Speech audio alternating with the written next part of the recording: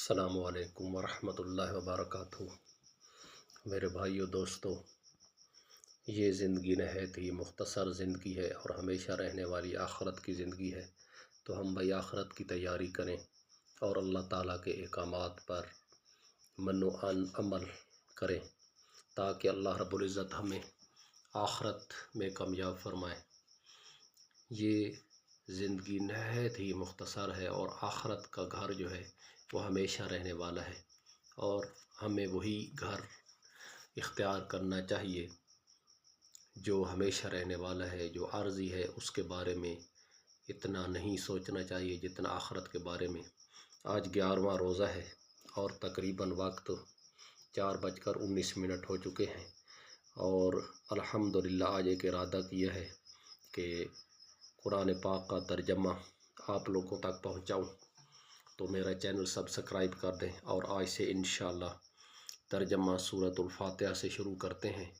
اللہ رب العزت اس بابرکت کام کو پایا تکمیل پہنچانے میں رب العزت توفیق عطا فرمائے، آمین۔ سورہ فاتحہ مکی ہے اور اس میں 7 آیتیں ہیں۔ شروع خدا کا نام لے کر جو بڑا مہربان نہایت رحم والا ہے۔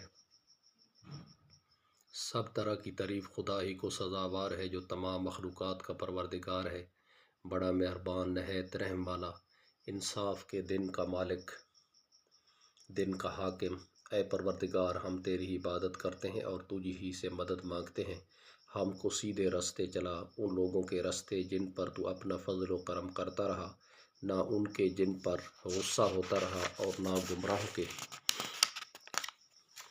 شروع خدا کا نام لے کر جو بڑا مہربان نہایت رحم والا ہے۔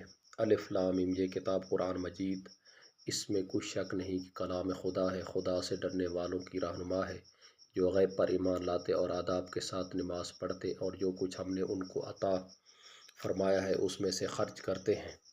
اور جو کتاب اے محمد تم پر نازل ہوئی ہے اور جو کتابیں تم سے پہلے پیغمبروں پر نازل ہوئیں، سب پر ایمان لاتے اور آخرت کا یقین رکھتے ہیں۔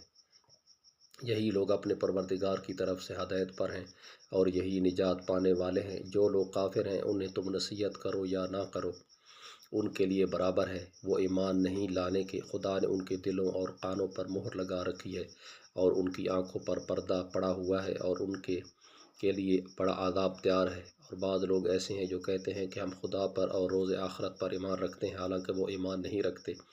یہ اپنے پندار میں خدا کو اور مومنوں کو چکمہ دیتے ہیں، مگر حقیقت میں اپنے سوا کسی کو چکمہ نہیں دیتے اور اس سے بے خبر ہیں۔ ان کے دلوں میں کفر کا مرض تھا، خدا نے ان کا مرض اور زیادہ کر دیا، اور ان کے جھوٹ بولنے کی سبب ان کو دکھ دینے والا عذاب ہوگا۔ اور جب ان سے کہا جاتا ہے کہ زمین میں فساد نہ ڈالو تو کہتے ہیں ہم تو اصلاح کرنے والے ہیں، دیکھو یہ بلا شبہ مفسد ہیں لیکن خبر نہیں رکھتے۔ اور جب ان سے کہا جاتا ہے کہ جس طرح اور لوگ ایمان لے آئے تم بھی ایمان لے آؤ، تو کہتے ہیں بھلا جس طرح بے وقوف ایمان لے آئے اسی طرح ہم بھی ایمان لے آئیں۔ سن لو کہ یہی بے وقوف ہیں لیکن نہیں جانتے۔ اور یہ لوگ جب مومنوں سے ملتے ہیں تو کہتے ہیں کہ ہم ایمان لے آئے ہیں، اور جب اپنے شیطانوں پر جاتے ہیں تو ان سے کہتے ہیں کہ ہم تمہارے ساتھ ہیں، اور پیروان محمد صلی اللہ علیہ وسلم سے تو ہم ہنسی کیا کرتے ہیں۔ ان منافقوں سے خدا ہنسی کرتا ہے اور انہیں مہلت دیے جاتا ہے کہ شرارت اور سرکشی میں پڑے بہک رہے ہیں۔ یہ وہ لوگ ہیں جنہوں نے ہدایت چھوڑ کر گمراہی خریدی، تو ان کی تجارت ہی نے کچھ نفع دیا اور نہ وہ ہدایت یاب ہی ہوئے۔ ان کی مثال اس شخص کی سی ہے جس نے شب تاریک میں آگ جلائی، جب آگ نے اس کے ارد گرد کی چیزیں روشن کی تو خدا نے ان لوگوں کی روشنی زائل کر دی اور ان کو اندھیروں میں چھوڑ دیا کہ کچھ نہیں دیکھتے۔ یہ بہرے ہیں، گنگے ہیں، اندھے ہیں کہ کسی طرح سیدھے راستے کی طرف لوٹ ہی نہیں سکتے۔